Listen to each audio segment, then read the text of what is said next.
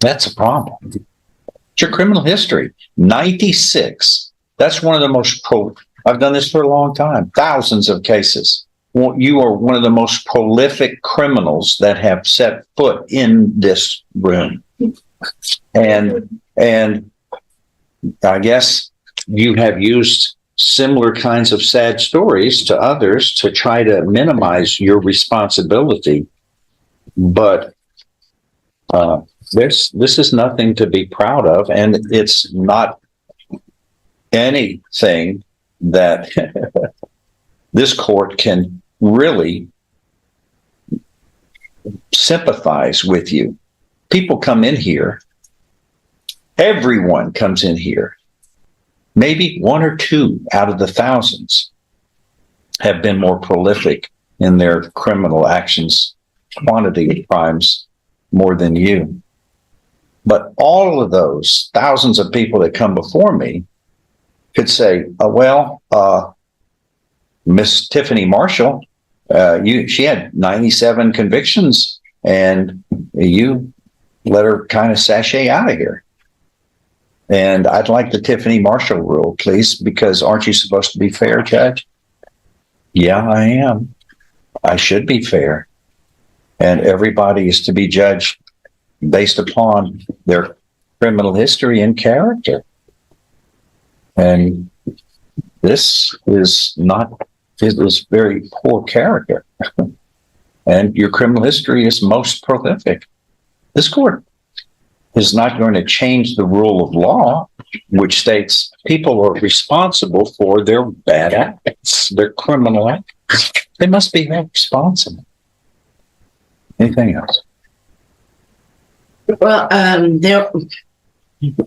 don't know that all of the theft by check citations were convictions. I know that she said she handled most of her things by paying her checks off. But the other thing is, I would ask the court that if the court is not willing to allow her to be on probation, and even though she got a year the last time she had a state jail felony, we would ask that you consider something on the low end, 6 months, or even a 1244, even in light of her other problems that just we would have to, as the taxpayers, have to deal with because she's so ill.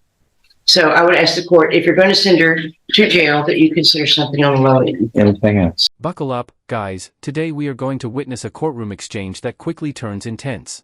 The judge focuses on the defendant's staggering criminal history, describing it as one of the most extensive records he has seen in thousands of cases. As the defense attempts to argue for leniency based on health issues and past circumstances, the judge pushes back, insisting that personal hardships cannot erase responsibility. The tension builds as it becomes increasingly clear that sympathy alone will not influence the outcome. If not, on that argument, truly, then people who are seriously ill have carte blanche to do pretty much anything they want, and everyone has some form of situation health-wise that they're dealing with. Even the most healthy people are not perfect. I so find you guilty. I'm following this agreement. You are hereby sentenced to confinement in the state jail for a term of 15 months. You will be given credit for all time that you have served in accordance with this. Your lifestyle, see, Ms. Marshall, you have a lifestyle that you feel shocked that committing crimes should hold you accountable. You have 96 infractions of law, 96, and you are committing these crimes with special tools for getting away with attempting to commit your theft. You have specially made tools that are used in the commission of your crime. You can't, a judge cannot be lenient with you. You cost everybody. You are a one-person crime wave. It's thefts that cost everybody more money at merchandise stores because their theft, the loss is so high. We have to pay for your criminal acts. But after 96 times you have had to go deal with crimes in various courts, from felony courts to misdemeanor to Class C misdemeanor courts, you would have gotten the message, and you never have. You just are a career criminal. Judge, You're the very essence of a career criminal. And I wish you wouldn't do that. Thou shalt not steal. You've heard of that one. And it's not only written in moral issues, but it's right there in the law. There's a full section or 2 or 3 in the penal code which deal with dishonest acts, and that's where you are. I'm sorry. I just wish you'd have changed your ways. But like I said, you've been doing this for 30 years. From an outside perspective, this is the moment when the case reaches its turning point. After rejecting the arguments for a lighter sentence, the judge formally imposes a 15-month state jail sentence. He then delivers a lengthy explanation, pointing to nearly 100 prior violations and describing the defendant as someone who has repeatedly ignored opportunities to change course. The courtroom atmosphere becomes increasingly serious as the judge emphasizes the broader impact of theft on businesses, consumers, and the justice system itself. 30 years. Okay. Judge, can I get some time to get my stuff in order and go to my doctor to get my vaccine? No, ma'am, not under this situation. The jail is going to be able, those people in the jail take care of people who have medical issues. I trust them. They are good at their job. I'm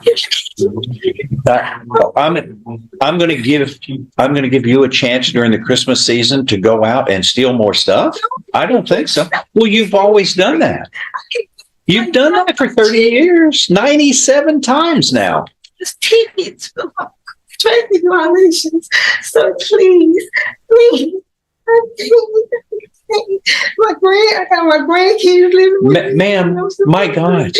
Ma'am, you didn't think of all of that when you made a choice to steal? You didn't think of what you had to lose? Yes. And the people who rely on you or respect you or look up to you?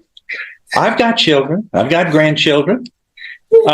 They help me make the right choices, and it's not all that hard to think about them first. And you don't. You just thought about stealing for your needs. I'm sorry. I don't mean to. I hate being the Grinch here, but this is all about law and order, and this is 97th time. 97th time, my gosh. It's like all them times it's like tickets and Ma'am, they were all crimes that you were found guilty of. They were all crimes. All of them were crimes. That is all. And make sure that you inform the jail about your health needs so that they can get the proper medication for you. As the hearing nears its conclusion, the defendant makes one final attempt to delay incarceration, citing medical concerns, family responsibilities, and a desire to see a doctor. Observing from the outside, it is clear that the judge remains unmoved. He explains that these consequences stem from choices made long before this day and stresses that the needs of family should have been considered before committing the crimes. The exchange ends with a final reminder about accountability as the defendant is taken into custody. Like the video, subscribe to the channel, and we'll see you in the next video.